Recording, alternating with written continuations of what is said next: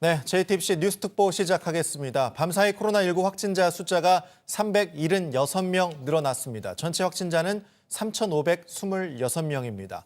대구에서 확진자가 계속 늘고 있습니다. 대구 경북의 확진자가 3,000명을 넘어섰습니다. 먼저 대구에서 현장 취재 중인 기자 연결하겠습니다. 이상엽 기자, 대구의 확진자 숫자 정확히 몇 명으로 집계가 됐습니까?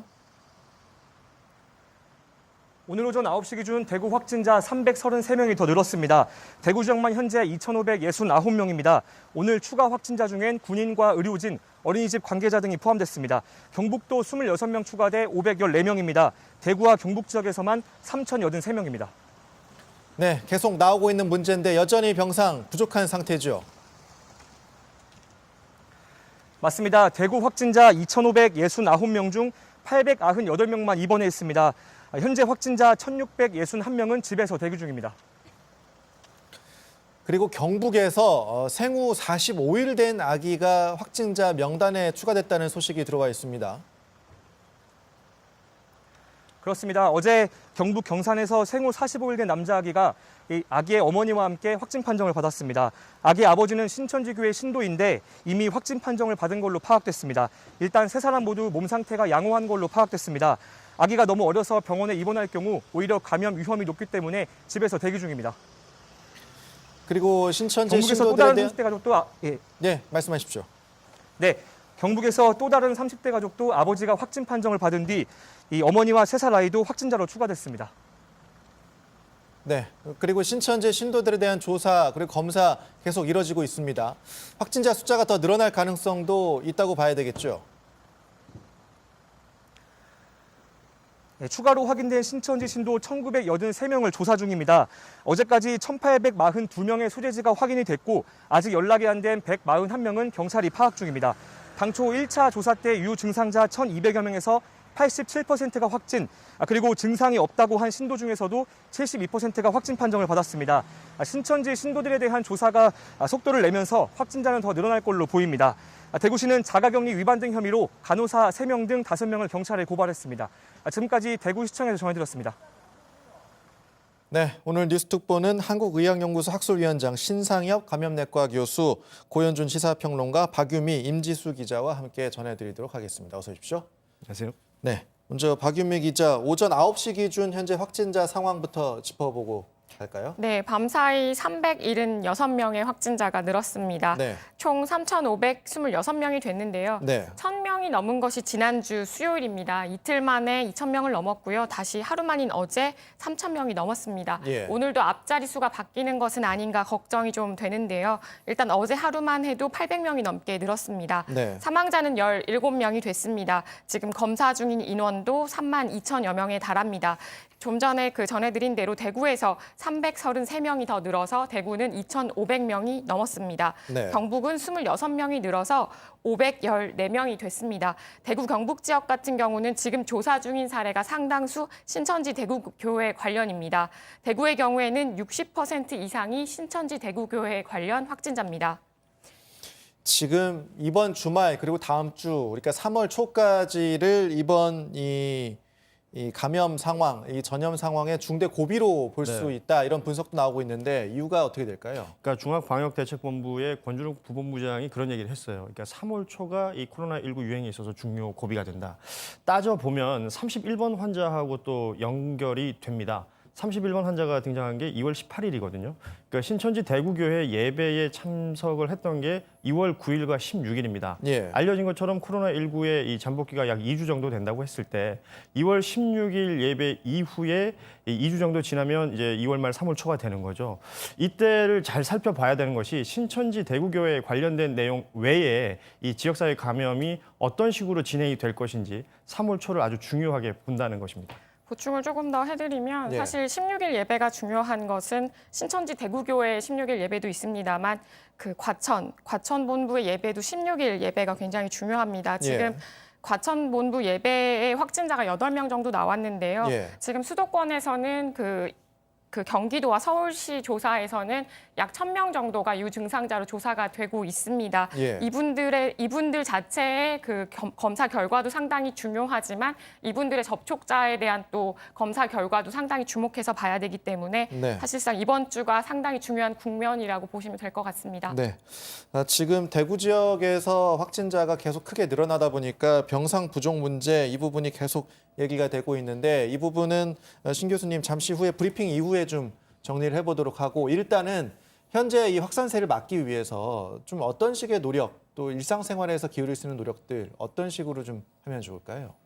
지금 뭐 이제 정부에서 감염병 위기 경보 단계를 심각으로 올렸고요. 네. 이제 이 심각 단계에서는 조기 진단, 조기 치료를 통해서 이제 중환자 줄이고 이제 사망자를 최소화하는 피해 최소화 전략을 쓰게 되는데요. 네. 이 상황에서는 사실 국민들의 역할이 굉장히 중요합니다. 예. 우선적으로는 혹시라도 발열이나 호흡기 증상이 있는 분들 같은 경우는 이제 직접적으로 병원에 가실 것이 아니라 방역 당국의 안내를 받아서 선별진료소나 국민안심병원 쪽으로 가서 진료를 받으셔야 될 것 같고요. 예. 그 이외에 이제 국민들은 이제 사회적 거리두기라고 이제 요즘 잘 얘기를 하고 있는데 뭐 휴원, 휴교, 이제 모임 자제 같은 이런 기본적인 방역 당국의 안내에 잘 따라주시는 것이 지금 이 시기를 넘어가는데 가장 중요하겠습니다. 네. 잠시 후에 2시를 조금 넘었는데 잠시 후에 방역대책본부에서 브리핑이 있을 예정이고요. 그리고 3시경에 국립중앙의료원 중앙임상위원회에서 또 한 번의 기자회견이 있습니다. 그 소식까지 저희가 전해드릴 예정인데요. 중앙임상위원회에서는 아무래도 기자회견 내용을 살펴보니까 어떤 치료체계, 퇴원체계에 대한 기준을 제언한다고 해요. 이것이 지금 병상 부족 문제와 좀 연관이 되어 있는 거겠죠? 이제 뭐 이를테면 그렇습니다. 예. 이제 중환자들이 이제 정말 많이 늘어나고 있는 상황이지 않습니까? 그럼 이제 과거에는 이제 그런 음압병실 같은 것을 이제 선착순으로 이제 이게 이제 환자가 나올 때마다 이렇게 가서 이제 입원을 하셨다 그러면 지금 체계는 사실 응급 상황입니다. 그러니까 예. 응급실과 똑같은 체계의 의료 체계가 필요하거든요. 그래서 이제 중환자분들은 우선적으로 진료를 받고 우선적으로 좀 그 중증 환자 관리가 가능한 병원 쪽에 입원을 하셔야 될 것 같고 예. 그렇지 않은 경증 환자분들은 이제 순서적으로 좀 검사도 좀 늦춰지고 이제 자가격리 상태에서 어쩔 수 없이 치료를 하시는 그런 방식으로 이제 좀 중증도에 따른 그런 우선순위에 대한 제한된 한정된 그 자원을 사용하는 그런 방식들이 이제 재현될 거라 생각하고 있습니다. 그러니까 지금 안타까운 게 그 14번째 그 사망하신 분의 따님이 그런 인터뷰를 했어요. 예. 차라리 신천지 교도라고 얘기를 할 걸.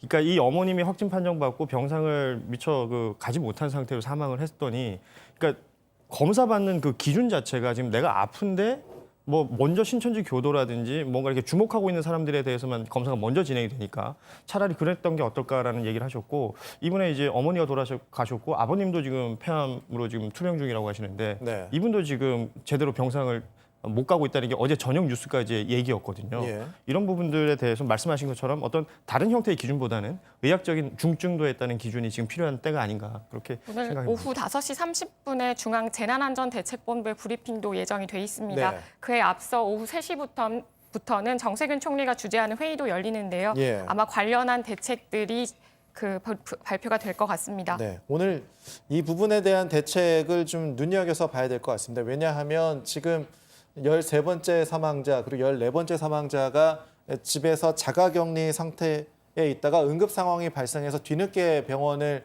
간 후에 이제 사망했던 사례가 발생했기 때문에 지금 같은 체계가 계속된다면 이런 안타까운 일이 또 발생할 수밖에 없는 그렇죠. 구조이기 때문에 지금 이런 부분들에 대한 체계를 다시 한번 좀 잡는 필요성이 좀 있겠다 생각이 되고요.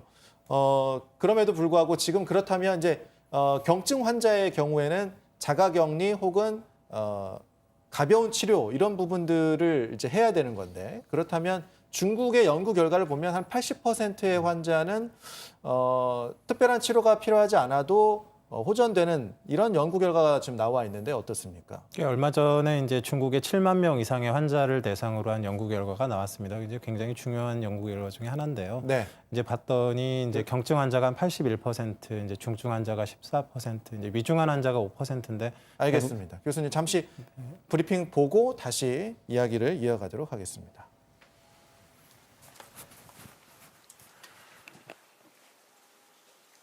네, 2020년 3월 1일 오전 9시 현재 전일 대비해서 총 595명이 추가로 확진이 되었습니다.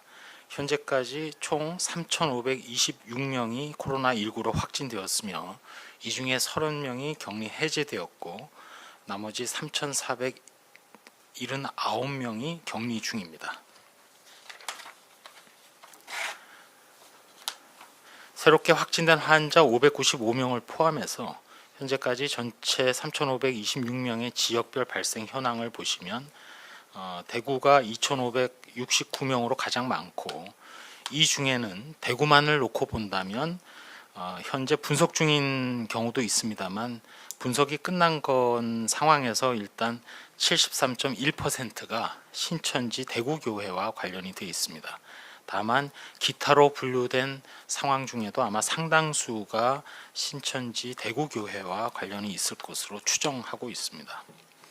두 번째로는 경북이고 경북이 514건이 되어 있습니다만 514명의 확진 환자 중에 여전히 신천지 대구교회 또 청도의 대남병원 등으로 클러스터 중에서 발생을 한 상황입니다.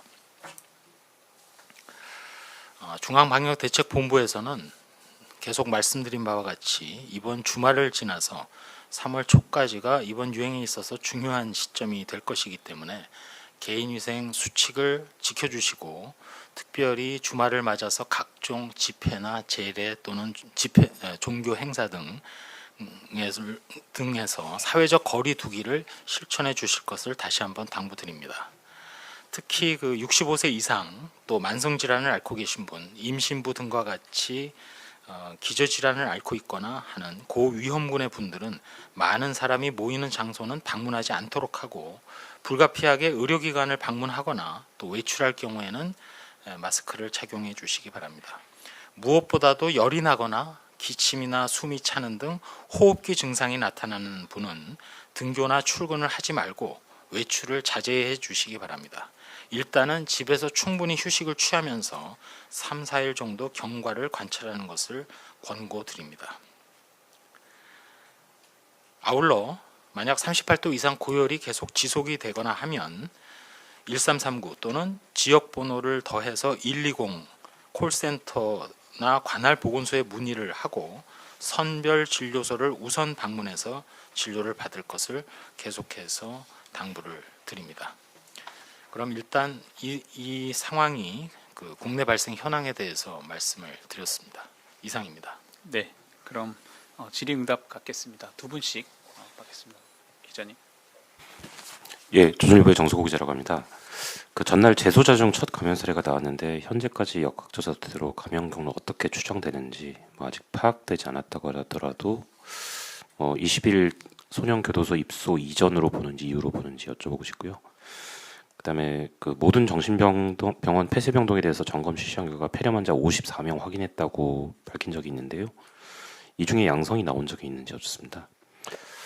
그다음에 마지막으로 국립중앙의료원에 이동식 CT 차량이 있고 국산화된 모바일 CT도 있다고 들었는데 이걸 지금 활용 중에 있는지 지금 의심 환자가 속출하는 대구에서 활용해야 되는 거 아닌지 여쭙겠습니다. 이상입니다. 네, 첫 번째 관련해서 지금 교도소 발생한 코로나19 환자분 상황과 관련해서는 현재는 역학조사가 좀 진행 중에 있기 때문에 그 부분은 좀 더 정밀하게 조사가 진행되면 저희가 설명을 드리도록 하겠습니다.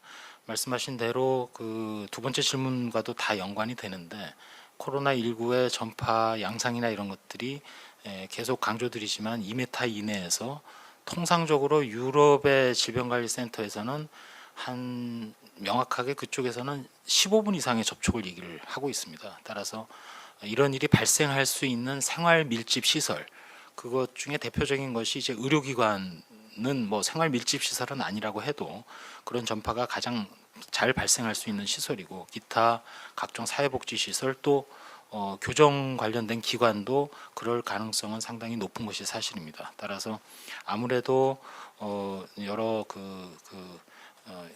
주로 외부에서 되게 접촉하는 과정에서 일단 바이러스가 유입됐을 가능성이 매우 높다는 추정을 할 수가 있는데 일단은 중앙 또는 각 지자체를 통해서 역학조사를 진행을 하고 있는 상황이기 때문에 그 부분을 가지고 다시 말씀을 드리도록 하겠습니다.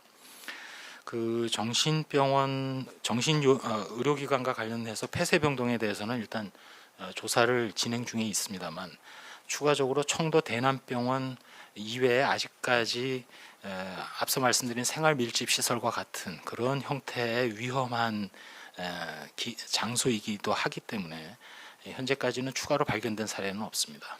이 부분도 정신건강의학계에서 과거 정신건강복지법 개정 전후부터 계속 강조해온 대로 우리나라의 경우 그 정신의료기관의 의사, 규정된 의사의 수가 정신질환자 60인당 1명 이상으로 지금 돼 있고, 특히 간호사분들의 경우도 정신질환을 앓고 계신 분 13분당 1명 이상으로 기준이 돼 있습니다.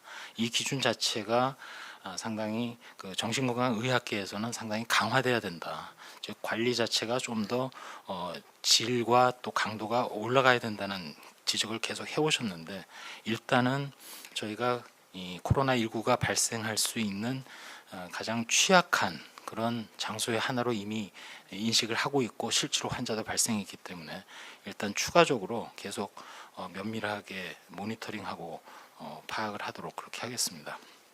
마지막으로 질문하신 이동식 CT나 국산 모바일 CT를 말씀을 하셨는데, 일단 코로나19와 관련해서 현재 환자 사례 정의나 이런 것들을 보게 되면 굳이 어떤 그 폐렴이 명확하게 영상의학적으로 보이지 않는다 하더라도 이미 외국의 경우에서는 일단 진료하는 의사분이 의심을 하게 되면 처음에 사례 정의에서 일단 관찰이나 이런 것들로 관리가 시작되는 식으로 좀 관리를 강화할 필요도 있는 것이 사실입니다. 일단 국립중앙의료원의 이동식 CT나 국산화 모바일 CT 이외에 각 그 지자체마다 있는 국가격리병원이라든지 또 전담의료기관 그리고 안심병원 등에서도 마찬가지로 모바일 엑스레이 기계라든지 다른 기구들이 일단 지원돼 왔고 또 활용돼 오고 있기 때문에 활용도 추가적으로도 저희가 지원을 할 예정이기 때문에 그런 것들을 잘 활용해서 진행을 하겠다는 말씀을 드립니다. 예, 오송에서 한 분 더 받겠습니다. 네, JTBC 윤재영입니다. 이만희 신천지 총회장 검사 자청했고 보건소와 협의하고 있다는 보도 나오고 있는데 사실 확인 부탁드리고요. 또 청도 대남병원에 현재 지금 남은 환자 수 얼마나 되는지 어제 기준에 36명이라고 본 것 같은데 그 타병원 이송을 한다고 했는데 늦어지는 이유에 대해서 좀 말씀 주시고요. 또 그 경증 환자에 대해서 그 자가격리뿐 아니라 시설 입소해서 이제 모니터링해야 한다는 제언 계속 나오는데 여기에 대해서 지자체나 함께 구체적으로 협의 진행되는 게 있는지 좀 준비는 어떻게 이루어지는지 말씀 부탁드리고 현재 중증 또는 심각 환자 수 얼마나 되는지 부탁드립니다. 네, 첫 번째 말씀하신 제가 듣기는 교주라고 들었습니다만 그 부분과 관련해서는 제가 따로 정보를 갖고 있지는 않습니다. 다만 신천지 교인들과 관련해서는 조금 포인트는 다르긴 합니다만 저희가 법무부를 통해서 출입국 기록을 가지고 지금 일단 전체적으로 확인을 하고 있기 때문에 그 과정에서 지난 1월 중에 아직 확정된 것은 아닌데 그럼에도 불구하고 중국 그 중에서도 정확한 규모 자체는 뭐 크지는 않다고 볼 수는 있습니다만 일단은 그 우한을 1월 중에 방문한 것으로 지금 파악되고 있는 사례가 일부 나타나고는 있는 상황입니다. 따라서 어쨌든 전체적으로 신천지 교인들과 관련해서 좀 더 면밀하게 그 조사를 하고 이런 거를 통해서 실제로 현재 벌어지고 있는 대규모의 어떤 그 중심 집단으로서의 감염이 발생하게 되는 경로라든지 이런 거를 계속 깊이 있게 저희가 파악하고 조사하겠다는 말씀을 드립니다. 청도 대남병원과 관련해서는 확인해 보니 35명이 네, 현재 36명에서 1명이 더 타 병원으로 이전을 하셔서 35명이 현재 지금 입원 중에 있고 저희가 계속 환자 상태나 또 이미 일부는 RT-PCR 검사를 통해서 음성으로 전이된 분들도 타 병원에서는 이미 나오고 있는 상황이기 때문에 계속 추적, 조사, 관리를 해서 결과를 또 말씀드리도록 하겠습니다. 세 번째 질문하신 그 경증 환자와 관련된 부분은 관련된 여러 가지 사례정의, 입퇴원 기준 이런 것들을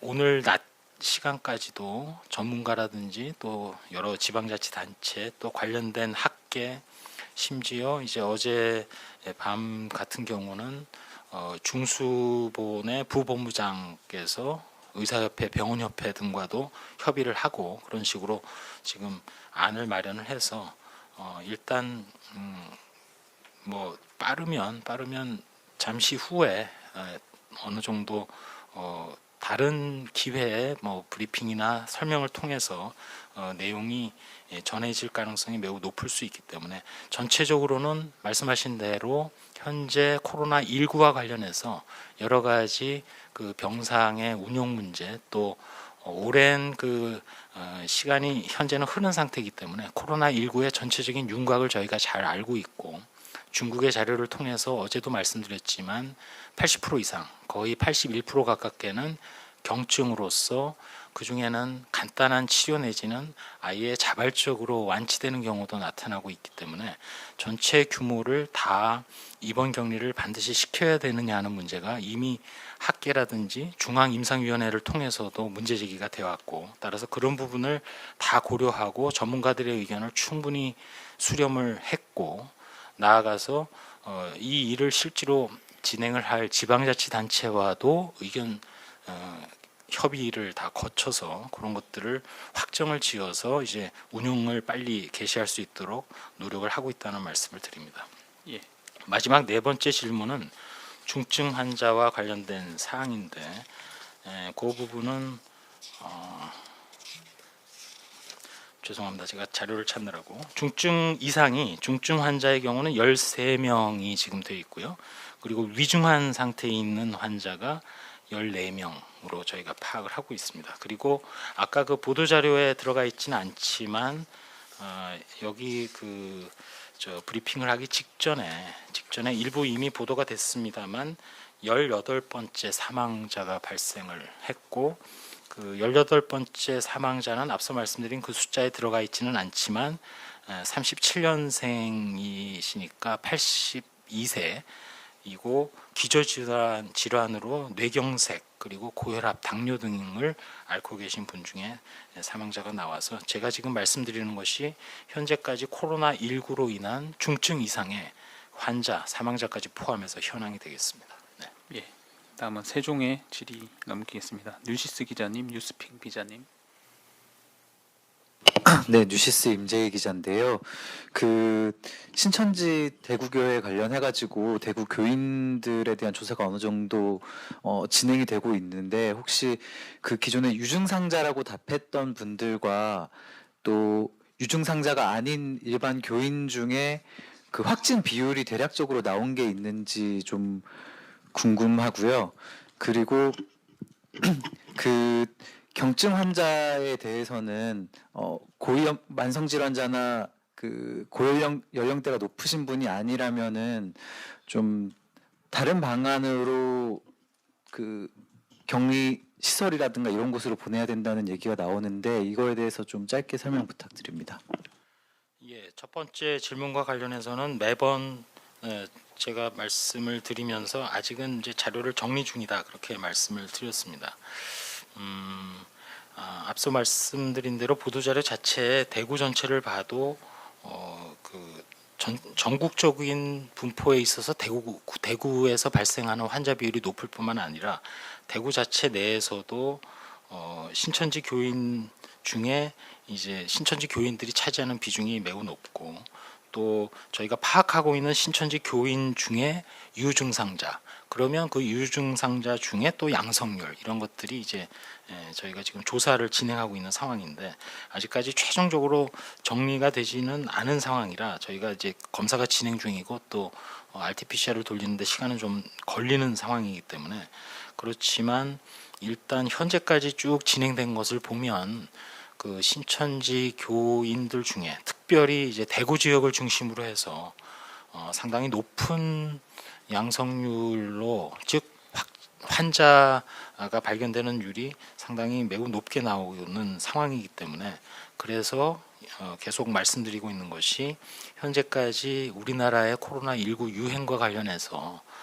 전체적으로 특정한 어떤 집단, 중심 집단이 상당히 과하게 유행을 많이 유도하고 있고 실제로 그렇게 나타나고 있는 상황이다라는 얘기를 반복해서 말씀을 드리면서, 정확한 수치나 이런 것들은 매일매일 그 검체를 채취하는 것도 어느 정도 좀 시간이 많이 소요되기 때문에 그 속도가 생각한 것처럼 빨리 진행되지는 못하고 있는 것은 사실입니다. 다만 최선을 다해서 일선에서 지금 노력을 하고 있고, 모든 자원봉사 요원뿐만 아니라 의료진들, 공중보건의사분들, 또 우리 일선 보건소 요원들, 지자체 분들이 다 노력을 하고 있어서 조만간은 대구에서 또 전국적으로도 그 신천지 교인들을 중심으로 해서 검사 결과를 좀 마무리 짓도록 최선을 다하도록 그렇게 하겠습니다.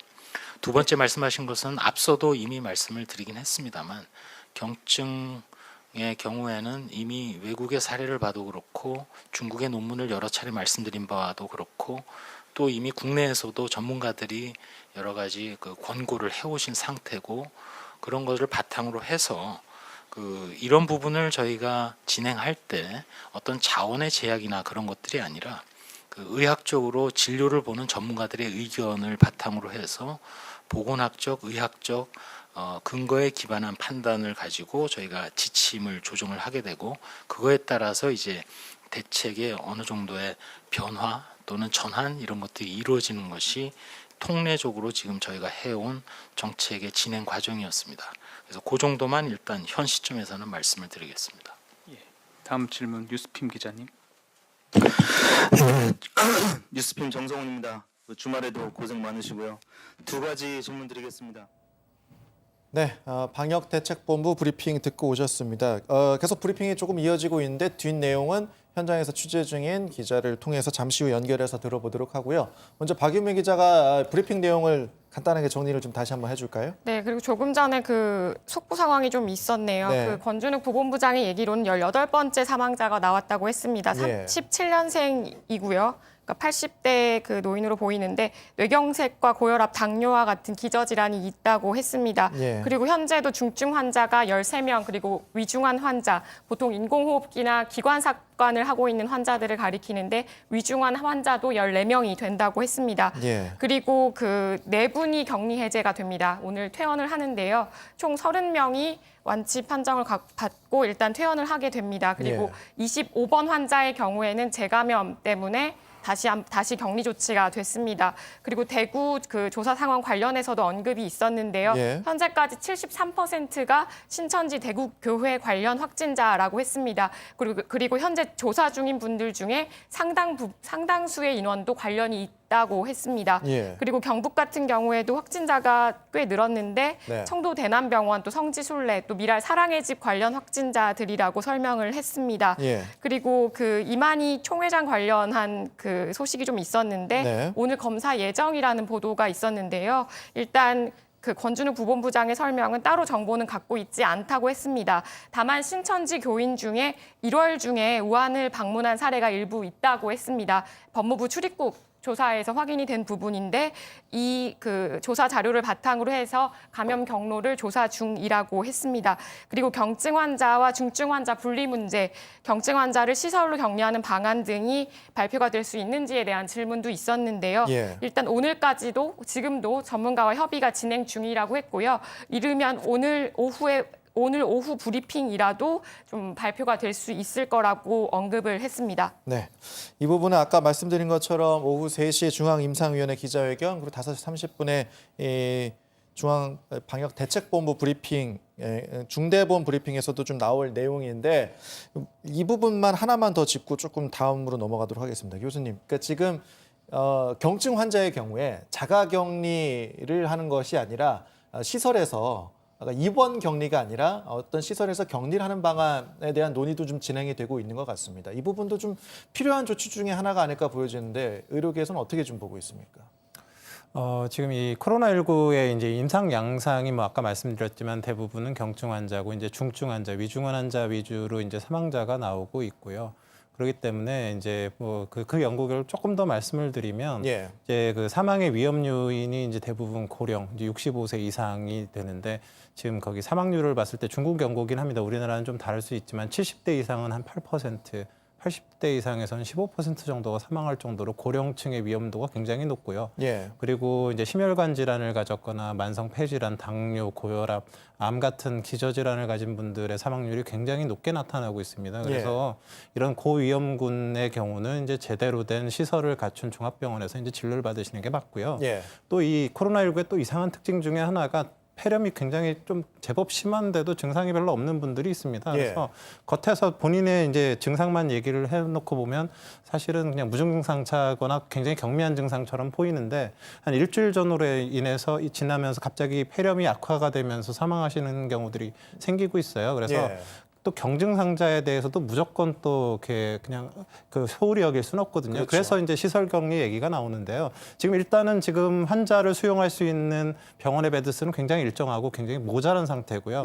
그렇다고 집에서 자가 격리를 할 때는 지금 의료진 뭐 하루에 2번 정도의 그냥 전화 정도로는 증상 체크로 급격히 악화되는 환자를 찾아낼 수가 없습니다. 그래서 가능하다 그러면 이제 시설 격리를 하게 되면 이점은 뭐냐면 거기 의료진이 계속 상주하면서 환자가 그 순간순간 문제가 있고 변화가 됐을 때 바로 진찰을 하고 의료진의 판단에 의해서 바로 상급병원으로 보내드릴 수 있는 그런 좀 시스템이 갖추어지게 되거든요. 그래서 가능하면 좀 경증 환자라 할지라도 시설 같은 데 적절한 환경으로 의료진이 갖추어진 공간에서 좀 의료진의 그런 좀 어느 정도의 서포트가 있는 상황에서 이제 있는 게 낫지. 지금처럼 집에서 그냥 계시는 건 좀 너무 여러모로 위험성이 있다고 생각합니다. 알겠습니다. 이 부분은 뭐 잠시 후에 계속 얘기가 나올 부분이기 때문에 잠시 후에 이야기를 이어가도록 하고요. 일단 오늘 관련 뉴스들도 먼저 좀 짚어보고 가도록 하겠습니다. 오늘 3.1절이었습니다. 101주년 3.1절 기념식이 있었는데 확실히 작년과는 다르게 좀 진행이 됐습니다. 그렇습니다. 일단 뭐 사회적 거리두기라는 말 요즘 많이 쓰는데 3.1절 행사 작년에는 13,000명 정도가 참석했던 대규모 행사입니다. 그리고 최소 2,000명이 넘는 인원들이 참석을 했던 행사인데 올해는 60명 정도로 이제 아주 축소된 상태로 배화여고에서 이제 진행이 됐죠. 이곳에서 이제 문재인 대통령은 이런 어려운 시기를 극복했던 것이 우리 3.1 운동 정신이라는 게 있다. 이런 부분을 강조하면서 함께 잘 헤쳐나가자라는 취지의 얘기를 했었는데 그 정세균 총리는 현장 지도를 하기 위해서 참석하지 않았고요. 나머지 뭐 오부 요인들이라든지 보건복지부, 행안부 장관들이 참석한 가운데 행사가 진행이 됐습니다. 네, 임지수 기자, 정광훈 목사가 이끄는 범투본의 경우에 오늘 이제 3.1절 예배 형식의 집회를 강행하겠다고 하다가 실내에서 집회를 하는 것으로 바뀌었습니까? 어떻게 됐습니까? 네, 오늘 범투본 관계자들이 모인 곳이 서울 성북구에 있는 사랑제일교회입니다. 이 구속된 전광훈 목사가 담임 목사로 있는 곳인데요. 어제 오후까지도 광화문 광장에서 예정대로 집회하겠다라고 하다가 방침을 바꿨습니다. 앞서 21일이었죠. 이제 서울시가 나서서 전염병이 확산되고 있으니 광화문 광장과 서울광장, 서울 도심 일대에서 집회를 금지하겠다라고 하자 반발하고 그 다음날 계속 주말 집회를 강행한 바 있습니다. 그러나 그 다음날이 24일에 전광훈 목사가 횡령 등 혐의로 구속이 됐고 잇따라서 26일에 서울청이 나서서 범투본 측의 집회 금지를 전격 통보합니다. 그러니까 이번에는 종로서장을 상대로 집회를 하게 해달라, 이렇게 주말 집회를 열 수 있도록 해달라면서 집회금지 집행 정지 가처분 신청을 냈습니다. 이걸 28일에 법원이 기각하면서 경찰이 만약에 법원의 판단에 따르지 않으면 강제 해산하는 등 엄정 대응하겠다라고 입장을 밝히자 철회할 수밖에 없었던 것으로 보입니다. 그러니까 오늘은 일단 성북구에 있는 사랑제일교회라는 곳에서 일단은 실내에서 집회를 진행한 건데 지금 앞서도 이제 브리핑에서도 나왔지만 이 사람들이 다 같이 모이는 이런 집회, 예배, 또 법회 등을 좀 중단해달라 이렇게 요청을 하고 있는데 오늘 일요일이다 보니까 대형 교회들이 많이 예배를 중단하긴 했지만 그래도 강행한 사례도 있긴 있었던 것 같습니다. 그러니까 이 강행이라는 게 교회 차원에서의 강행이라고 보기는 힘들 것 같고요. 예. 교회에서는 이제 온라인 예배 등을 준비를 다 하고 있는 것 같아요. 특히 대형 교회들은 온라인 예배를 준비를 했는데 그럼에도 불구하고 자발적으로 예배 참석을 위해서 이제 교회에 오시는 분들이 있는 거죠. 신도들 중에 이런 분들은 뭐 입구에서 마스크를 착용했는지 확인하고 뭐 열 체크도 하고 또 손 소독제도 놔두고 이렇게 예배를 진행하고 있다고는 하는데 어찌됐건 뭐 계속해서 얘기하고 있는 거지만 이렇게 사람들이 많이 모이는 공간에 가는 것 자체가 다소 위험한 상황이 될 수 있으니까요. 뭐 종교 활동에 있어서의 자유는 뭐 분명히 보장이 돼야 되겠습니다만, 그러니까 나와 내 이웃들, 내 주변에 있는 분들의 건강을 위해서라도 이런 부분들은 스스로가 좀 생각을 해줬으면 좋겠습니다. 네. 그리고 앞서 박유민 기자가 얘기하기도 했지만 이 25번 환자, 그러니까 재확진 받았던 70대 환자가 음성을 받았다가 다시 양성 판정을 받았단 말이에요. 다시 자가격리 조치가 됐는데 어떤 상황입니까? 다시 입원했습니다. 예, 국가시장 병상으로 입원 격리가 된 네. 상황인데 어떤 상황입니까? 25번 환자 같은 경우에는 중국인 며느리로부터 감염된 환자입니다. 46년생으로 그 74살의 여성입니다. 지난 9일에 확정 판진을 받고 지난 22일에 퇴원을 했습니다. 예. 보통 퇴원하기 전에 24시간 간격으로 2차례 실시를 해서 음성 판정이 나와야지만 퇴원이 가능합니다. 하지만 퇴원 이후에 몸이 이상하다고 해서 다시 보건소를 찾았고 재감염 여부를 본 결과 어쨌든 다시 양성 판정이 나온 것인데 예. 일단 관련해서 방대본에 설명이 좀 있었는데요. 면역이 워낙 떨어져 있는 상태에서는 몸에서 완전히 바이러스가 상당히 그러니까 좀 줄어들었음에도 불구하고 정상인이었으면 보통은 항체가 형성이 된다고 하잖아요. 예. 재침입했을 때 방어가 가능했을 텐데 이분은 좀 그러지 못했을 가능성이 있다고 설명을 했습니다. 네. 또는 완전히 바이러스가 사멸되지 않은 상태에서 퇴원이 됐을 수도 있는데요. 네. 지금 여러 가능성을 두고 조사가 진행되고 있고요.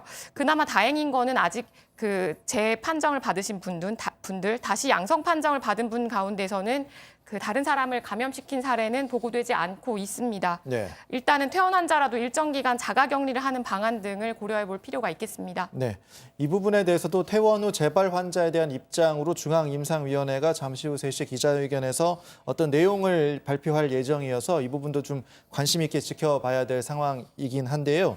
교수님, 이게 지금 중국, 일본에서 이런 사례가 있었고 우리나라에서도 이런 사례가 발생했기 때문에 이런 사례가 또 나온다면 아직까지는 아니지만 이게 조금 혼란스러울 수 있는 상황이지 않을까 싶은데 어떤 식으로 좀 차분하게 또 지켜봐야 될 필요성도 있고 어떻게 좀 지켜봐야 될까요, 이 상황은?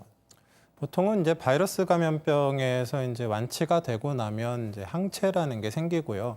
과거 사스의 경우에도 보통 이제 사스에서 완치된 환자들 같은 경우 항체가 생기면 최소한 6개월 이상 정도의 방어력을 가지는 걸로 알려져 있었습니다. 예. 뭐 이번 코로나19도 이제 아마도 그런 상황으로 이제 항체가 생기고 항체가 생긴 분들은 뭐 재감염이 되지 않을 거다라고 이제 저희는 추정은 하고 있었는데요. 예. 지금 이분 같은 경우는 이제 몇 가지 좀 가능성이 있습니다. 사실 이제 저는 임상적으로 이렇게 한 번도 재감염이나 재활성화 이런 것들을 경험을 한번 해본 적은 없는데 가끔 이제 이런 경우 등에 이제 좀 많이 일어나는 경우가 검사 오류가 있는 경우가 가끔 있습니다. 이제 퇴원 시 했던 검사가 뭐 조금 이제 명확치 않았었을 가능성이 일단 있고요. 이제 결국 그 이후에는 이제 외부에서 들어온 균에 재감염이 되거나 내부에 있던 그런 바이러스가 재활성화되는 현상들이 생길 수 있는데 이분 같은 경우 아까 이제 범대본에서도 얘기하지만 면역이 좀 떨어졌었던 분으로 생각이 되고 있기 때문에 그 감염에서 회복하는 과정에서 보통 일반적인 정상 면역을 가진 사람들은 굉장히 충분하고 강력한 항체가 생기는데 이분은 좀 그렇지 못할 수가 있었을 수 있거든요. 그래서 증상은 회복되고 좋아지는 것처럼 보이지만 일부 바이러스가 본인의 면역에 의해서 다 제거가 되지 못한 상태에 의해서 이제 퇴원한 과정에서 또 이제 몸 상태가 안 좋아지면서 다시 재활성화될 가능성이 좀 있을 수 있을 것 같고요.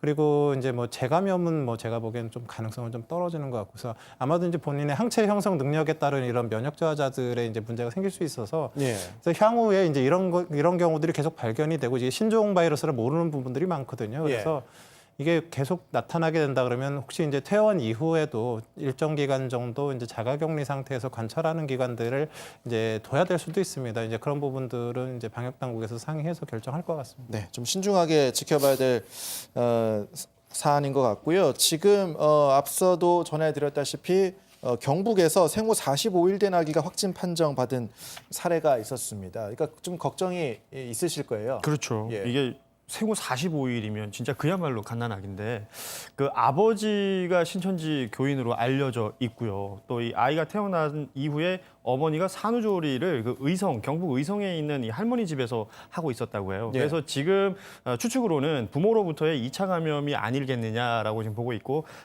이 부분에 있어서 아빠가 신천지 신도고 아빠가 지금 확진 판정 또 엄마도 확진 판정을 받은 상태이기 때문에 2차 감염이 아이에게 갔기 때문에 또 이 아이가 상태가 그렇게 나쁜 건 아니라고 해서요. 아직까지 이제 병원에 가면 오히려 더 감염될 수 있으니까 자가에서 지금 격리 상태로 있다고 합니다. 네. 확진자 수가 3,000명이 넘어서면서 사실 그 미성년 확진자 수도 좀 늘고 있습니다. 예.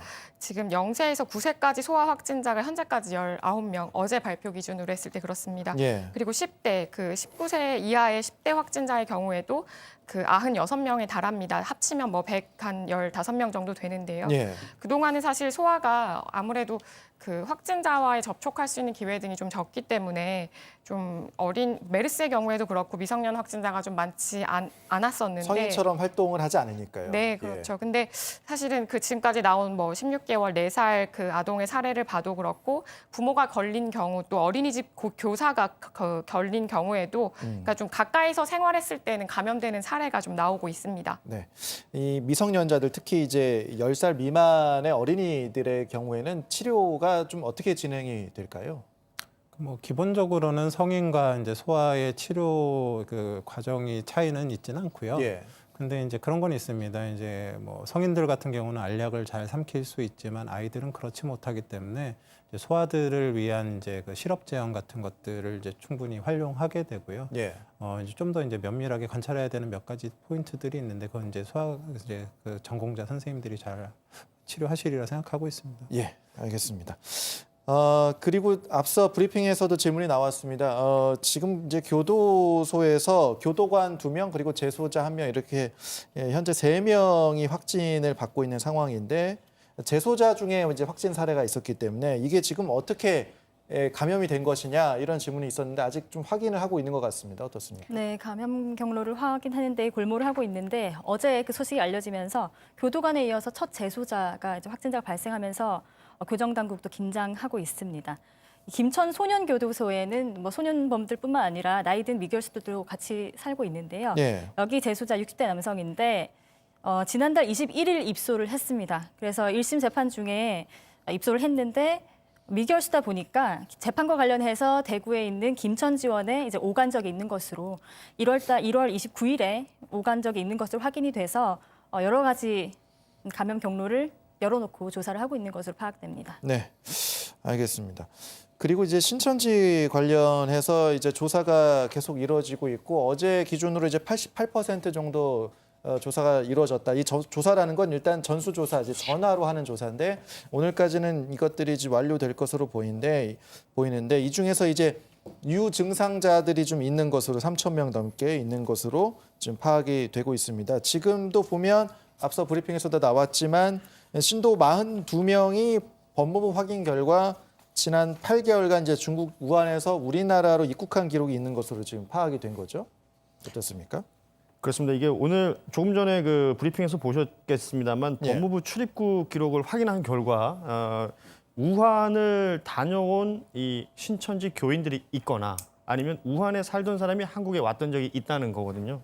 이 부분을 또 주목해야 될 부분으로 보이고 예. 또 하나 이제 이들은 총회장이라고 부르죠. 이만희 총회장이 오늘 보건소에서 그 검사를 받는다라는 보도가 있었는데 이 관련해서는 브리핑에서는 뭐 정확하게 아직 확인을 해주진 않았습니다. 예, 확인된 바가 없다고는 하지만 그 기존에 나와 있던 보도를 보면 뭐 경기권에 있는 어떤 보고소에서 검사를 받는다라는 얘기가 있고요.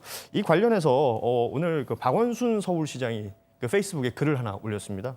그 윤석열 검찰총장에게 요청한다라는 내용이었는데 이 바이러스 진원지의 책임자 이만희 총회장을 체포하는 것이 검찰의 역할이 아니겠느냐라는 그 말을 했어요. 글을 올리면서 만약에 검찰에서 체포를 하지 않는다면 기존에 예고한 대로 미필적 고의에 의한 살인 등의 혐의로 이 검찰이 고발을 하겠다라는 내용까지 박원순 시장이 얘기를 한 바가 있습니다.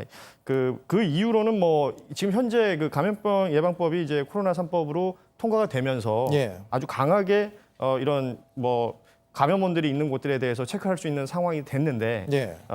신천지 대구교회 또 신천지라는 교인들이 많이 나오고 있는 것은 사실이기 때문에 이 부분에 대해서는 좀 더 강력한 조치가 필요한 것이 아니냐라는 게 박원순 서울시장의 입장이었습니다. 전국적으로 사실 조금 전에 이제 브리핑 때 언급이 됐지만 대구에서는 확진자 가운데 73% 정도가 신천지 관련 환자입니다. 네. 그리고 전국적으로는 신천지 관련 환자가 한 60% 정도 됩니다. 네. 그리고 최초 감염원 확인을 위해서도 그 집중적으로 조사가 진행이 되고 있습니다. 지금 계속해서 신천지는 어제도 그렇고 오늘도 입장문을 조금씩 내는 모양입니다. 네. 어떤 내용이? 기본적으로는 억울하다는 얘기예요. 예. 뭐 일단 지금 신천지 교인이 아닌 사람들이 신천지 교인으로 오인받는 경우들도 있고 신천지 교인들 중에 확진 판정을 받지 않았는데도 확진자로 좀 오해받는 경우들도 있고 그리고 신천지가 이제 교단 측에서 뭐 그 건물이라든지 사람들이 모이는 곳들을 은폐하거나 축소해서 지금 얘기하고 있다라는 부분들 그렇지 않다는 겁니다. 자신들은 제대로 얘기하고 있고 지금 당국의 어떤 조사에 협조를 하고 있는데 마치 그 범죄자 집단으로 몰고 가고 있는 이런 상황들에 대해서 억울하다는 입장을 계속 얘기하고 있는데 지금 성도들이 뭐 불안해하거나 공포에 떨지 않도록 배려를 좀 해달라라는 게 신천지 측의 입장이었습니다. 네, 이런 주장이 나왔고요. 기타 이제 대응 방식에 대해서 좀 이야기를 해봐야 될 것 같습니다. 어제 이제 대구는 모든 학교의 개학을 2주간 연기한다 이렇게 밝혔습니다. 이 내용을 좀 정리해 주시고 그리고 그렇다면 이 대구에서뿐만 아니라 좀 전국적으로도 이 학교 개학이 좀 늦춰질 가능성 좀 어떻게 봐야 될까요? 일단 오늘도 조금 전 방대본 발표에서도 권준욱 부본부장이 사회적 거리두기라는 점을 강조를 했습니다. 예. 대구 같은 경우에는 사실 그 유치원 초중고등해서 800곳이 다음 달 그러니까 이달 23일까지로 2주간 연기가 됐고요. 예. 교육부도 사실상 이번 주가 굉장히 중요한 고비이기 때문에 사실 이번 주말까지로 연기가 됐잖아요. 예. 초중고 개학이. 다음 주에도 사실 조금 더 그 연장을 해서 지켜볼 필요가 있다고 보고 관련 그 연기 내용들도 검토를 해서 그 이번 주 중에는 결과가 나올 것 같습니다. 그리고 이것과 더해서 지역 아동센터, 노인복지관, 경로당 등 그 취약계층이 주로 이용하는 시설도 이번 주말까지는 휴관을 권고하고 있습니다. 네, 교수님 이런 식의 조치가 조금 뭐라 그럴까요? 선제적으로 좀 개학 연기가 좀 미뤄져야 될 필요성이 있는 건가요? 좀 어떻게 보고 계십니까? 지금 이 신종 감염병의 유행에 있어서 가장 중요한 거는요. 누가 뭐래도 속도를 줄이는 겁니다. 예. 환자 발생 속도가 너무 빨라졌기 때문에 지금 대구가 문제가 되지 않습니까? 예. 그러니까 결국 이 신종 코로나19가 전파력이 환자 한 명이 4명 정도를 전파시킬 수 있는 그런 정도의 능력이 있는데 일단 격리 상황, 그러니까 사람 많은 곳에 가지 않고 휴원하고 휴교하고 그러게 되면 한 명이 4명을 만날 수조차 없지 않습니까? 예. 그러니까 전파력이 당연히 떨어질 수밖에 없죠. 그래서 지금 가뜩이나 지금 병실 모자라고 중환자들이 많아지는데 많은 곳에 가가지고 또 감염이 전파되게 돼서 그 속도, 유행의 속도가 빨라지게 된다 그러면 사실 걷잡을 수가 없기 때문에 예. 지금 정부 당국에서도 이제 어찌 보면 특단의 조치를 내려서 이런 어떻게든 사람 간의 접촉을 줄여서 유행의 속도를 늦추겠다 이런 방식을 사용하고 있는 거고 굉장히 중요합니다. 네.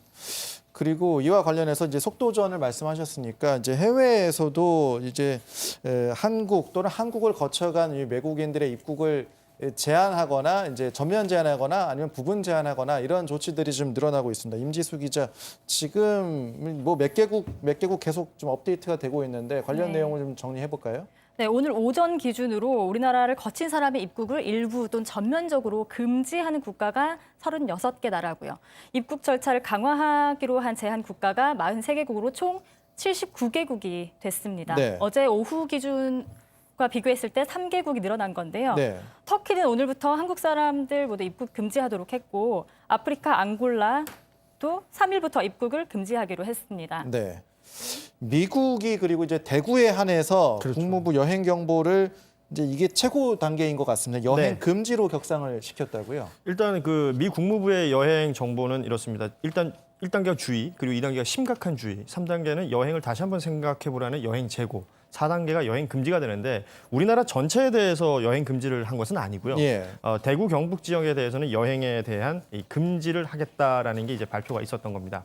마찬가지로 지금 이탈리아 북부 지역에 이제 롬바르디아라는 지역이 있는데 그것도 지금 마치 우리의 대구처럼 많은 확진자들이 나오고 있거든요. 여기에 예. 대해서도 여행 금지 조치를 취했고요. 물론 그 미국을 갈 수 있는 환경은 만들어지고 미국에서 오는 환경도 뭐 유지는 됩니다만 특히 미국을 갈 때 여행객에 대한 의료 검사 강화를 주문한 바가 있어서 예. 이제 앞으로는 뭐 미국을 가게 되면 뭐 심사라든지 이런 게 좀 까다로워질 수는 있을 것 같습니다. 지금 미국에서 이제 대구를 여행하고 돌아온 미국 여성이 코로나19 양성을 판정을 받은 사례가 지금 있는 거잖아요. 지금 그렇다 보니까 미국에서도 일단 대구 쪽에 대한 여행 금지, 여행 경보를 내린 상황이고 지금 미국뿐만 아니라 말씀하신 것처럼 이탈리아, 남미 지역도 남미도 있습니다. 예. 지금 이제 확진자가 발생하고 있는 상황. 그러다 보니까 이제 WHO 세계 보건기구에 많은 사람들이 이제 시선을 집중할 수밖에 없는 상황인데 WHO는 아직 팬데믹 그러니까 대유행은 아니라고 했습니다만 WHO의 이 대응이 조금 너무 느린 것 아니냐 이런 지적도 계속 나오고 있습니다. 교수님 보시기에는 좀 어떻게 보고 계세요? 이제 WHO에서는 이제 세계의 이제 전염병 신종감염병이 유행을 할 때 매일매일 이제 데일리 레포트를 내고요. 예. 또 이 데일리 레포트와 이제 전체 상황을 이제 확인을 해서 이제 전염병 경보 수준을 이제 발령을 합니다. 이제 두 가지가 좀 엉켜가지고 계속 이제 뉴스에 나오고 있는데요. 예. 얼마 전에 이제 WHO에서 리스크 어세스먼트 레벨이라고 그래가지고 그 위기 경보 수준을 매일매일 내는데 예. 어제 전까지는 차이나 중국에 대해서는 베리 하이 매우 높다. 그리고 그 외에 리저널이나 글로벌에서는 그러니까 다른 지역에서는 그냥 하이 정도였는데 내일 어제부터 이 글로벌 레벨도 베리 하이. 그러니까 전 세계적으로 데일리의 지금 전파 양상이 매우 위험하다라는 얘기를 이제 하기 시작한 거고요. 예. 지금 이제 또 하나 얘기가 되고 있는 게 이제 전염병 경보 수준을 이제 WHO에서 이제 얘기를 하게 되는데 우리나라의 그 감염병 위기 단계를 뭐 경계에서 심각으로 올리냐 이런 거를 WHO에서는 6단계로 해서 이제 경보를 내리게 되는 겁니다. 예. 근데 지금 1에서 3단계는 이제 그냥 동물이나 사람 사이에 이제 기본적으로 이제 감염이 왔다 갔다 하는 정도고 4단계가 이제 에피데믹이라 그래서 예. 지금 과거 사스, 지금의 코로나19를 WHO에서는 에피데믹 단계다라고 이제 규정을 하고 있어요. 이 예. 단계는 말 그대로 사람 사이의 유행이 이제 시작되었다라고 할 때 이제 발령이 되고요.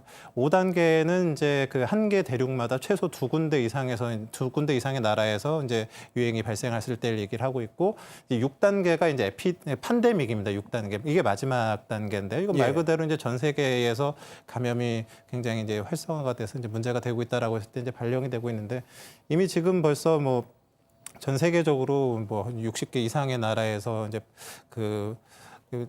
질환이 나타나고 있고 전 세계적으로 이제 지역사회 유행이 지금 진행되고 있는 양상이기 때문에 예. 사실 지금 제가 보기에는 최소 5단계 이상이고요. 이 경보 단계로 따졌을 때는. 예. 그리고 지금 오늘 당장 6단계 팬데믹을 사실 선포한다고 해도 크게 이상하지 않을 정도의 그런 상태이고.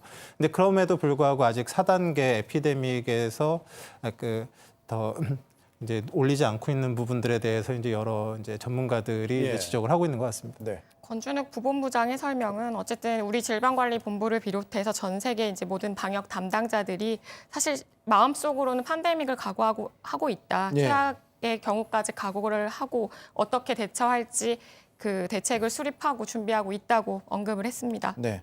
그러니까 지금 일단 WHO가 단계를 그렇게 올리지 않고 있다 하더라도 말씀하신 것처럼 우리가 모든 조치 또 만발의 준비를 좀 갖춰야 되는 상황 지금 이렇게 좀 판단이 되고 있고요. 계속해서 그러다 보니까 우리 내부적으로 준비해야 될 문제들 특히 대구 지역의 이 병상 부족 문제 그리고 또 전원 부분도 좀 어떻게 조정을 할 것인가 이런 부분도 좀 필요한 것 같은데요. 그리고 3시에 그 중앙임상위 발표가 있는데요. 저희 취재 기자가 먼저 좀 보도자료를 받아서 전달을 해왔습니다. 네. 일단은 13번, 14번 환자와 관련된 부분은 워낙 두 분 다 기저질환이랑 고령이었기 때문에 사망자. 사망자 부분입니다. 13번, 14번 사망자의 경우에 두 분 다 70대거든요. 기저질환이고 고령이다 보니까 중증도를 고려한 제대로 된 치료를 받지 못했다. 좀 문제가 있었다라고 발표가 될 거라고 합니다. 예. 그리고 25번, 지금 재감염 논란이 있는 25번 환자의 경우에는 일단은 재감염보다는 바이러스 재활성화로 보는 게 타당하다라는 게 의료진의 설명이 나올 거라고 합니다. 굉장히 사실은 바이러스 재활성화라는 사례로 봐도 굉장히 드문 경우고 지금까지 코로나19와 관련해서는 일본에서만 한 사례 보고된 적이 있다고 합니다. 명확한 원인은 좀 더 조사가 돼야 하는데 어쨌든 치료를 맡았던 교수가 관련한 내용들을 발표를 할 예정이라고 합니다. 네. 이런 부분들, 그러니까 중앙임상위원회에서 발표하는 내용들은 이제 정부에 이제 제언을 하게 되는 부분인데 이런 부분들은 좀 바로바로 정책에 반영이 돼야 되는 겁니까? 어떻게 좀 진행이 되는 건가요? 결국 이제 환자에 대해서 가장 잘 아는 거는 이제 담당 의사일 수밖에 없지 않습니까? 근데 이제 의사 입장에서는 이제 환자가 위험에 빠져 있는데 이게 어떤 그 정부 시스템에 문제가 있다라고 했을 땐 당연히 제언을 하고 그걸 이제 정부에서 적극적으로 받아들여 줘야지만 환자가 또 안전하게 치료를 받을 수 있다고 생각합니다. 네. 앞서 방역대책본부 브리핑 듣고 오셨는데 이후에 나왔던 내용들 다시 한번 취재기자 연결해서 정리를 해보도록 하겠습니다. 윤재현 기자가 나가 있습니다. 윤재현 기자, 아까 전해드렸는데 18번째 사망자가 한 명 또 는 것으로 일단 발표가 됐습니다. 네, 그렇습니다. 방금 브리핑에서 권준욱 부본부장은 18번째 사망자가 발생했다고 밝혔습니다. 사망자는 37년생 남성으로 기저질환으로 뇌경색, 고혈압, 당뇨 등을 앓고 있었다고 알렸습니다. 이 밖에 현재 확진자 중 중증 환자는 13명, 기계를 통해 호흡을 해야 하는 위중한 환자는 14명이라고 밝혔습니다. 그리고 오늘도 환자가 늘었습니다. 특히 대구 경북 지역의 환자가 계속 늘고 있는 거죠? 네, 오늘 오전 9시 기준 확진자 수는 3,526명입니다. 어제 오후보다 376명이 늘어났습니다. 오늘도 대구에서 333명이 늘어난 환자의 약 90%에 달합니다. 지금까지 대구 확진자 수는 2,500명이 넘는데 이 중 73% 이상이 신천지 대구교회 관련으로 확인됐습니다. 경북에서는 환자가 26명 늘었습니다. 그리고 대구 신천지 이 교회 신도들, 교인들의 감염원을 찾기 위한 역학조사 지금도 진행이 되고 있습니까? 어떻습니까? 네, 중앙방역대책본부는 법무부를 통해서 이 신천지 교인 전체의 출입국 기록을 확인하고 있다고 밝혔습니다. 그러면서 확정된 것은 아니지만 중국의 우한시를 1월 중에 방문한 사람이 일부 있는 것으로 나타났다고 말했습니다. 이를 바탕으로 신천지 내부의 대규모 감염 경로를 파악하고 있다는 겁니다. 네, 그리고 앞서도 이야기 나눠봤습니다. 태어난 지 얼마 안 된 아기도 확진 판정을 받은 사례가 나왔죠. 네, 경북 경산에서 생후 45일 된 아기가 확진 판정을 받았습니다. 지금까지 확진자 중에선 가장 어립니다. 이 아기의 부모도 감염이 됐는데 특히 아버지가 신천지 신도인 걸로 확인됐습니다. 이와 관련해서 치료법이나 치명률에 관련해서 우려가 많은데 소아 감염학회 등에서 늦어도 내일까지 치료 권고안이 나올 것으로 보입니다. 네, 그리고 병상 부족 문제가 계속 불거지다 보니까 오늘 오후에 중증 환자 치료에 대한 추가적인 대책이 나올 가능성 점쳐지고 있습니다. 어떻습니까? 네, 오늘 오후 5시 30분 중앙재난안전대책본부에 브리핑이 예정돼 있습니다. 박능우 보건복지부 장관이 참석하는데 중증 환자를 병원에 우선 입원시키는 방안 등 한정된 의료 자원을 효율적으로 이용하기 위한 특별 대책을 내놓을 가능성이 있습니다. 2시 브리핑에서도 이에 대한 구체적인 내용이 잠시 후에 전해질 가능성이 높다고 언급했습니다. 현재 국가지정 음압병상 가동률은 90%에 가깝습니다. 대구, 경북뿐 아니라 서울, 부산, 대전 등 많은 지자체의 국가지정 음압병상은 꽉 찬 상태입니다. 현재는 지방의료원 중심으로 감염병 전담병원을 지정해 경증 환자들을 이곳에서 치료하겠다는 방침이 나와 있습니다. 지금까지 중앙방역대책본부에서 JTBC 윤재영입니다. 네, 방금 취재기자가 언급한 오늘 오후 5시 30분에 중앙재난안전대책본부 브리핑도 잠시 후에 뉴스특보에서 계속 전해드릴 예정입니다. 3시부터 중앙임상위원회 기자회견이 있는데 그 부분도 잠시 후에 연결해 보도록 하고 이것 하나도 더 얘기를 해보도록 하겠습니다. 지금 국민 여러분 또 시민 여러분이 관심이 가장 많으신 부분이 이제 마스크입니다. 이 부분도 이제 속도전이라고 볼 수 있겠죠. 빠르게 마스크를 이제 지금 물량 부족이 되고 있으니까 공급하는 것이 굉장히 중요한데 정부가 일단은 공적 물량을 공급을 하고 있습니다. 정부 마스크 공급 상황 오늘 어떻게 지금 진행이 되고 있습니까? 원래 일단 오늘 그 서울 경기 지역에 마스크 110만 장을 일반 고객들에게 그 판매하기로 했습니다. 하나로마트에서 판매를 할 예정이었는데요.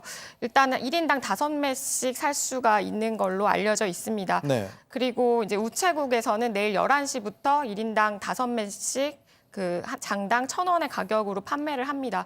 그런데 사실 제가 그 어제의 경우에도 약국 같은 것도 가봤는데 예. 공적 물량 재고 소진이라는 그 글자를 많이들 붙여놨더라고요. 그리고 예. 그 예약 리스트까지 받아서 그 이름과 전화번호를 적어놓으면 그 물량이 들어왔을 때 연락을 하겠다고는 했는데 실제 얼마나 살 수 있을지는 현장을 가봐야 알 수 있을 것 같습니다. 이 공적 물량 같은 경우는 이제 마진을 이제 많이 남기지 않고 싼 가격에 이제 마스크가 들어오다 보니까 많은 시민분들이 이 물량을 이제 구입을 하고 싶어 하시는데 이게 물량이 아직까지는 좀 부족한 모양입니다. 빨리 재고가 소진이 되는 것 같고 그래서 나중에 가보면 조금 비싼 마스크만 남아있더라 이렇게 말씀하시는 분들도 있는 상황인데 이 비싼 마스크 같은 경우는 이제 그 관련해서 이 와중에 이제 마스크를 대량 구매하거나 또 그렇죠. 해외로 빼돌렸다가 지금 이제 빼돌리려고 쟁겨놨다가 지금 수출이 막히는 상황이니까 그렇죠. 이걸 네. 다시 이제 풀어는 상황에서 다시 또 경찰이 적발되고 이런 상황들이 좀 벌어지고 있는 것 같습니다. 그 비슷한 이야기로 뭐 며칠째 계속 전해드리고 있습니다만 네. 지금 중고 거래하는 사이트에 보면 갑자기 마스크들이 쏟아져 나오고 있다. 그러니까 미리 이제 사재기를 해놨던 사람들이 수출길이 막히니까 국내에서 가격 떨어지면 어떡할까 해서 조금씩 싸게 내놓는데 그것도 뭐 검거가 되고 혐의가 있으면 이제 탈세 혐의로 국세청에서 지금 조사를 한다는 얘기가 있고요. 예. 그 외에 마스크 관련된 범죄들이 계속해서 늘고 있습니다. 경찰에서도 지금 255개 경찰서에 특별 수사팀을 만들어서 체크를 하고 있는데 이 케이스별로 보면 일단은 중국으로 밀반출하는 그 경우들이 있습니다. 예. 뭐 불법 거래가 되는 것이겠죠. 지금 이미 10%로 지금 수출 상한선을 만들어놨는데 그 이상을 지금 팔려고 하는 사람들이 있는 거고 또 하나는 짝퉁 마스크예요. 예. 뭐 필터가 중요하다, 뭐 KF94, 80 이런 얘기들이 나오니까 그 기능을 못하는 그냥 한지로 그냥 안에다 넣어놓은 정도의 마스크인데 마치 그 기능이 되는 마스크인 것처럼 거짓말해서 판매하는 사람들이 있고 또 하나는 뭐 계속해서 나오고 있는 것이지만 이 사재기 기존에 확보해놨던 이 마스크들을 어떠한 형태로든 판매를 하려고 하다 보니까 이게 또 한 장, 두 장 팔지 않고 이 사람들이 대규모로 팔거든요. 예. 이런 것들이 적발이 돼서 지금 계속해서 이 경찰의 수사망에서 잡혀내고 있습니다. 지금 마스크를 이제 구하는 게 쉽지 않다 보니까 마스크 재사용 관련해서도 관심이 상당히 많습니다. 일정 정도 오염이 되지 않으면 제한적으로 재사용할 수 있다 뭐 이런 지침도 나오긴 했는데 이걸 일반인들이 체크하기가 굉장히 쉽지는 않잖아요. 또 면 마스크도 어느 정도 효과가 있다 이런 분석이 나오고 있는데 올바르게 좀 사용하려면 마스크 어떤 식으로 사용하는 게 좋을까요? 그 이제 마스크는 이제 어떤 걸 선택해야 될지 이런 사용법에 따라서 좀 이제 구분을 좀 해야 될 것 같은데요. 예.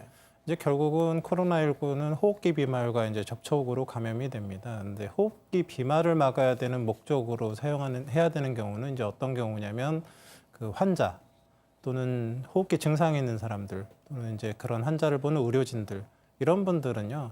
KF94나 N95 마스크를 이제 반드시 사용을 하셔야 되고요. 가장 성능이 좋은 마스크를 말씀하시는 그리고 거죠? 그래야지만 호흡기 환자가 기침을 해도 그 밖으로 바이러스가 나오지 않습니다. 예. 막아줘야 되니까요. 그게 이제 중요하고 그 8시간 이상 쓰면 이제 재사용해서는 안 됩니다. 그런 예. 분들은.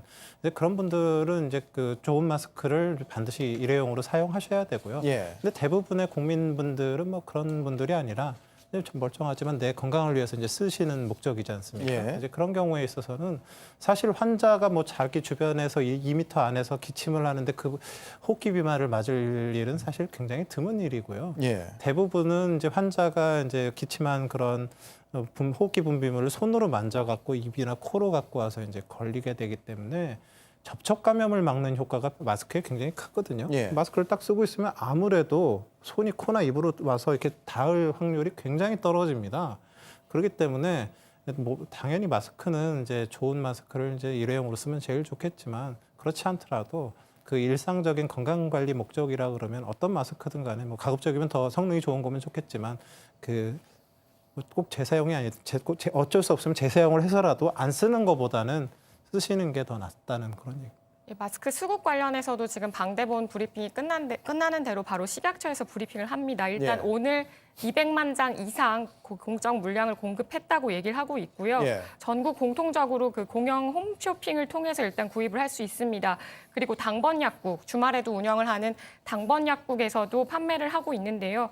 서울 같은 경우에는 지금 하나로마트, 오늘부터 하나로마트에서도 구입을 할 수 있습니다. 그리고 서울에 있는 행복한 백화점이라는 곳에서도 판매가 된다고 합니다. 그리고 부산 같은 경우에는 부산역에 있는 아임쇼핑 같은 곳, 아임쇼핑이라는 곳에서도 판매를 하고 있다고 합니다. 네.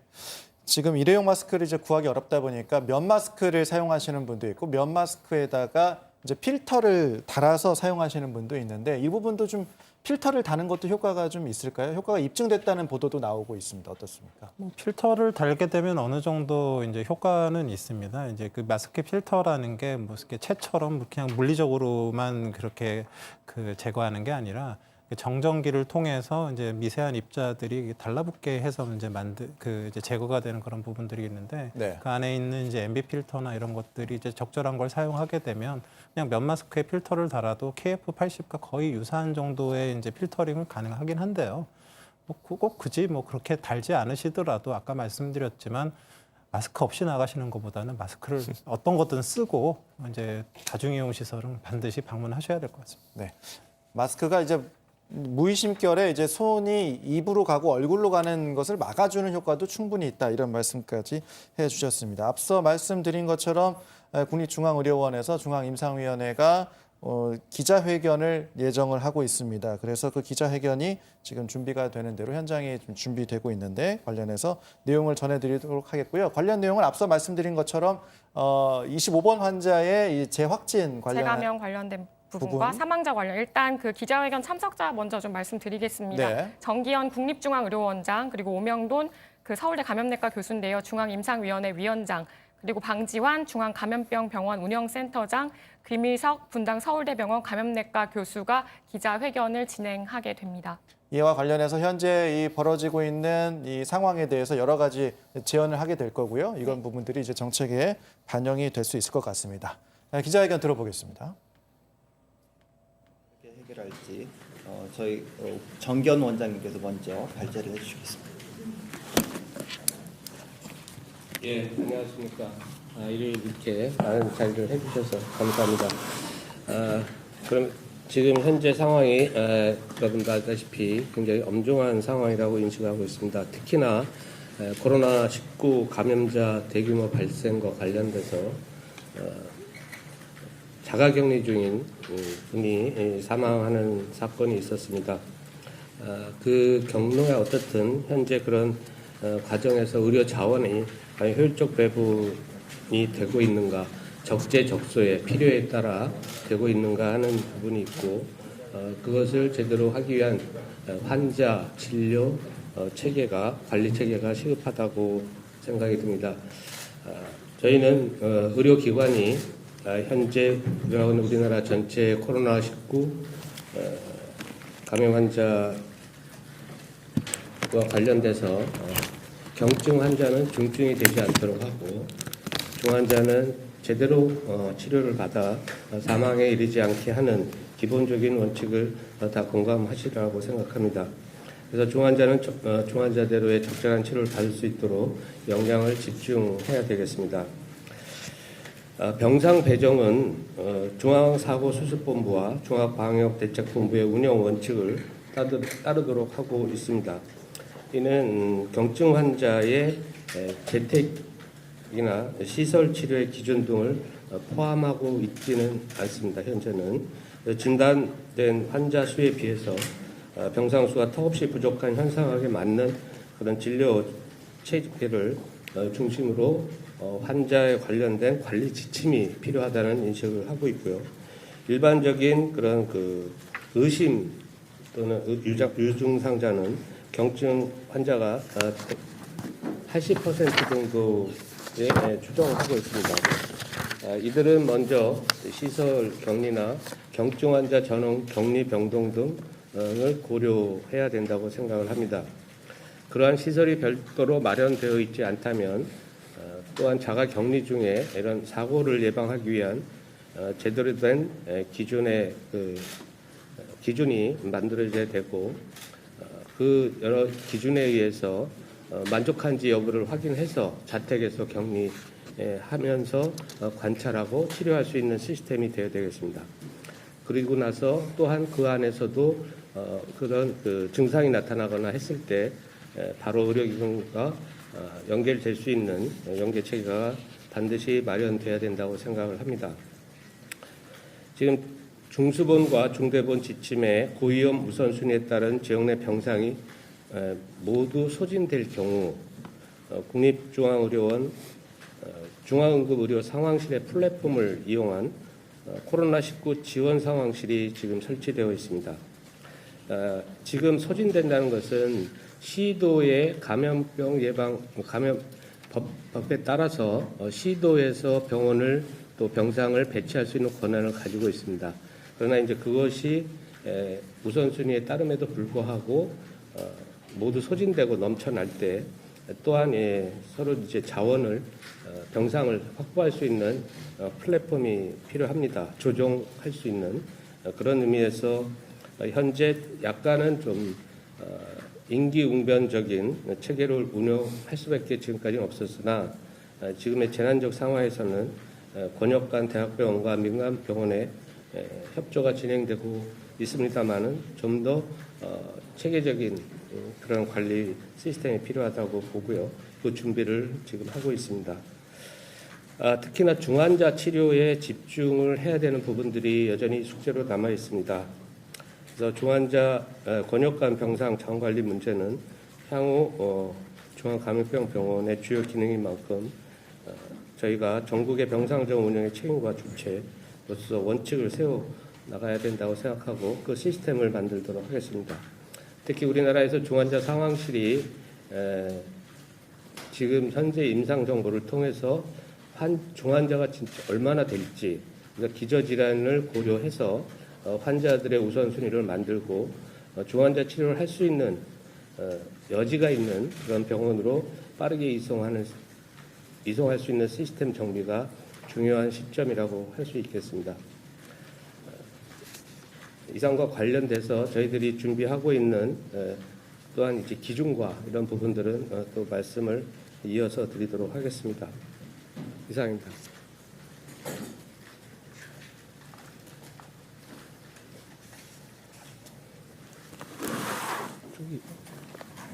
네, 슬라이드를 통해서 설명을 조금 더 드리겠습니다. 제가 슬라이드가 안 보이는데 우선 어제 신천지가 아니라서 제때 검사와 치료를 못 받았다는 매우 안타까운 사례가 언론 보도를 통해서 소개가 됐습니다. 그 중에서 특히 보건소에 전화를 했더니 열이 없으니 코로나19가 아닌 것 같다. 그리고 신천지 교인 위주로 검사를 지금 하고 있기 때문에 검사가 밀려서 환자 경우에는 검사를 받을 수 없다. 그런 얘기를 듣고 결국은 진단이 늦어지고 환자가 안타깝게 사망하는 그런 사례가 소개됐습니다. 이 사례를 보면서 저희가 크게 두 가지 유의해야 될 그런 포인트가 있다고 생각이 됩니다. 첫째, 체온 문제입니다. 지금 보시는 슬라이드는 중국에서 환자가 입원하는 시점에서 체온을 측정했을 때 체온이 어떻게 분포하는지를 보여주는 슬라이드가 되겠습니다. 여기 보시다시피 중증임에도 불구하고 체온이 37.5도가 안 되는 그런 환자들이 52%나 됩니다. 전체적으로는 환자 1000여 명을 조사했을 때 56%나 되는 환자가 실제로 체온을 측정해도 체온이 높게 나오지 않습니다. 이게 체온이라는 게 매우 간단하고 누구나 판단할 수 있을 것 같지만 이게 매뉴얼, 체크리스트만 가지고 열이 있느냐 없느냐를 판단하다가는 이렇게 중증 환자도 놓칠 수 있다는 그런 문제가 있습니다. 다시 말하면 체크리스트 매뉴얼에 의지해서 진료를 생략할 수 없다는 그런 문제가 먼저 있겠습니다. 두 번째는 이 병의 가장 중요한 문제가 폐렴인데 폐렴의 진단도 우리가 간단하게 찍는 가슴 사진, 흉부 X선 검사로 놓칠 수 있다는 것입니다. 이것도 역시 중국에서 1000여 명의 환자를 대상으로 이번 시점에서 단순 흉부 엑스레이 검사에서 이상이 나오는가 봤을 때 중증 폐렴인 환자인 경우에도 약 4분의 1은 단순 흉부 촬영에서 폐렴이 보이지를 않습니다. 체온과 폐렴을 진단하는 이러한 문제에 있어서 환자는 반드시 의사의 진료를 받아야 된다. 이런 거를 알 수 있는 그런 데이터라고 하겠습니다. 두 번째는 제때 검사를 받지 못한 것이 신천지 교인 유죄 검사기 때문이라는 문제입니다.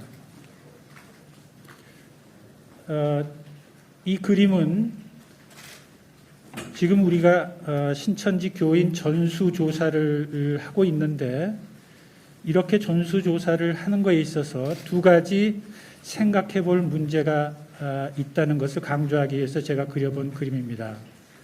아마 2월 첫째 주 언젠가에 신천지 교인도 감염이 됐을 거고 1주일, 2주일, 3주일, 4주일 가면서 2차, 3차, 4차 감염이 일어났을 거라고 판단이 됩니다.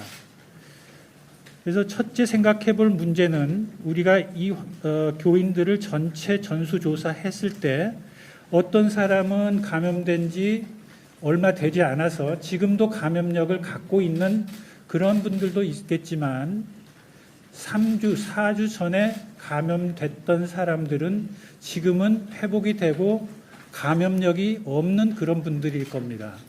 그러면 우리가 이 분들을 전수를 조사해서 어떤 거를 기대를 하겠는가 하는 문제입니다. 다른 하나는 이 교인들만 폐쇄된 그런 집단이 아니고 이분들도 가족이 있고 직장을 다닐 겁니다. 또 친구도 만나고. 그러면 이분들이 지난 4주 동안에 지역사회, 가족, 친구, 직장 동료들에게 전파시켰을 가능성도 우리가 생각해야 되는데 이 가능성이 얼마나 클 건가 하는 그런 문제가 있겠습니다. 또 다른 한 가지는 우리가 신천지 교인들을 열심히 들여다보니까 거기서 많은 환자가 나오는데 우리가 일요일 날 만나는 여러 모임 집회들이 있겠습니다. 교회당도 있을 거고 성당도 있을 거고 법당도 있을 거고 또 다른 여러 모임들이 많이 있겠죠. 그래서 신천지 교인 모임을 중심으로 해서 지역사회 확산이 된 그런 규모와 지금 이 그림에서 보여주다시피 다른 집단의 모임 집회가 상대적으로 어느 정도의 비중을 갖고 있는가 이것도 곰곰이 생각해 볼 문제인 것 같습니다. 이것을 알 수 있는 데이터가 그래도 제일 규모 있는 데이터는 정부가 발표하는 확진 환자 지역별 그리고 감염 경로별 데이터가 되겠습니다. 여러분이 다 잘 보시는 바와 같이 전체 중에 약 53%가 신천지 관련이고 맨 마지막에 기타라는 게 있는데 기타는 41.7%입니다. 이 기타가 신천지 관련이 대부분일 수도 있고 그렇지 않을 수도 있겠습니다. 그래서 이 상대적인 규모를 알기 위해서는 이게 정확하게 다 나와봐야 알겠지만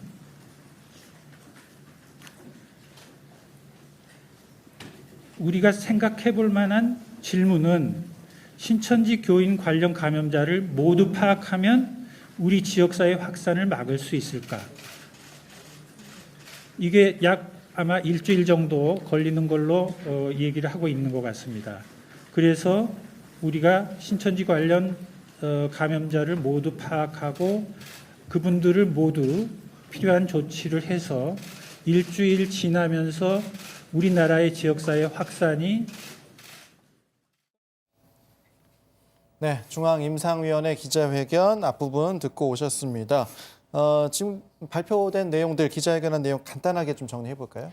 네, 일단 첫 발표자는 정기현 국립중앙의료원장이었습니다. 예. 병상 확보를 위해서는 체계적인 시스템이 필요하다는 내용을 강조를 했습니다. 지금 중앙정부의 권고 중에는 경증 환자의 그 재택 격리 또 시설에 또 들어갈지에 대한 기준이 명확하지 않다고 했습니다.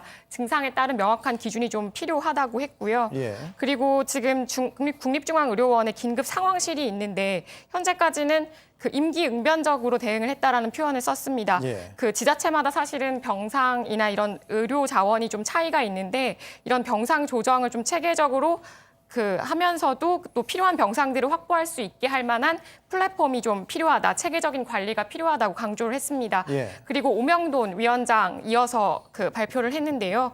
일단은 그 13번, 14번, 그러니까 13번째, 14번째 사망자 관련한 그 언급이 좀 있었습니다. 신천지가 아니라서 제때 치료를 못 받았다. 또 신천지 교인이 아니면 좀 진단이 늦어질 가능성이 있고 이 때문에 더더욱 그 중환자 치료에 좀 집중할 필요가 있다라는 언급이 있었는데요. 예. 또 중국 연구도 좀 인용을 했습니다. 지금까지는 사실 뭐 체온 같은 그 체크리스트에 의존해서 뭐 그 어쨌든 환자 그 가능성, 의심 가능성을 좀 분류를 했는데 그 중국 연구를 토대로 하면 그 환자의 56%가 체온이 정상이라고 했습니다. 또 엑스레이를 찍어봤더니 4분의 1 정도는 단순 흉부 촬영으로는 폐렴이 보이지 않는다고 했습니다. 이 때문에 체크리스트에 의존해서 진료를 생략할 수는 없다. 반드시 진료를 받아야 하고 또 의료진이 판단을 해서 임상 프로토콜을 중심으로 새로운 기준과 원칙이 제시돼야 한다라고 언급을 했습니다. 예.